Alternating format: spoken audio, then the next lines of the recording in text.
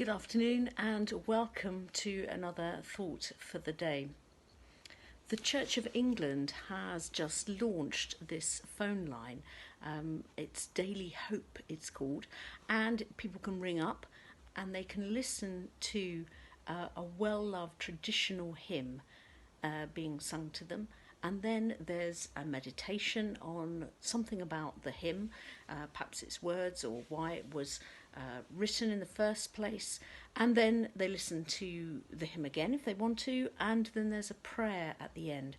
It's quite a good service for people who really want to have just something to a pick-me-up, really, which doesn't rely on having a computer. Not everybody, particularly some of our older residents, may not have computers. So to be able to pick up, I did try it the first day and listen to How Great Thou Art, and then there was some teaching afterwards. So it's a good way to kind of reach out and speak to people, because hymns and songs have been part of Christian worship for centuries. And it's always good to sing together and also to remind ourselves of the truths that are contained in the lyrics. Of course, this was a way that people taught theology, just as much as stained glass told the picture of a Bible story. Hymns were a way of teaching theology, especially to people who couldn't perhaps read or write, but they could remember the lyrics of a hymn. So I wanted to share with you part of a hymn that I really appreciate and really like, and my Methodist friends would really appreciate this because it is a Charles Wesley classic. And Can It Be? Now, Charles Wesley, although he and his brother John, the founders of the Methodist movement, were academics, they went to Oxford, they knew that actually this was a way to teach truths.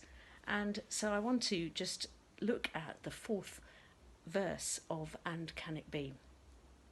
Long my imprisoned spirit lay, fast bound in sin and nature's night. Thine eye diffused a quickening ray. I woke, the dungeon flamed with light. My chains fell off, my heart was free. I rose, went forth, and followed thee. And Charles is talking about that moment of conversion where spiritually you come alive and chains fall off and you are feeling totally, utterly free.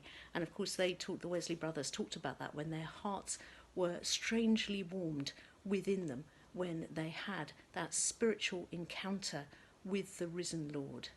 And it's actually a very relevant to today when we think about imprisonment.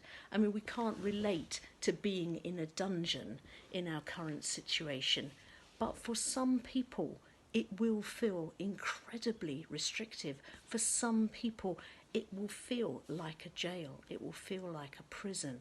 And that may be through many reasons. It may be due to their own mental health. It may be in an abusive relationship. It may be their living conditions or some other factor where it actually feels like a prison being in lockdown at the moment.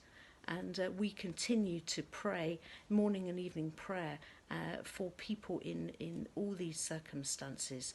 But it's always good to remind ourselves, thine eye diffused a quickening ray, that freedom comes from the Lord.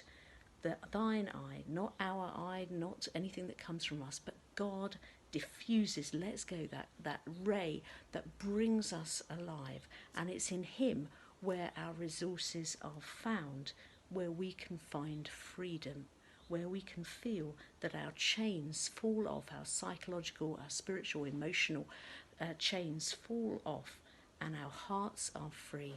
And that is our prayer for everyone today, that for those who feel that they are in a prison, whether they feel whatever their circumstances, that they may feel the freedom of God, that they may receive his light so that their chains can fall out and their hearts can be free. So Lord, will you come to everyone who feels that they're in prison today for whatever reason, lift them up and set them free. We ask in the name of Jesus. Amen. So stay well and God bless.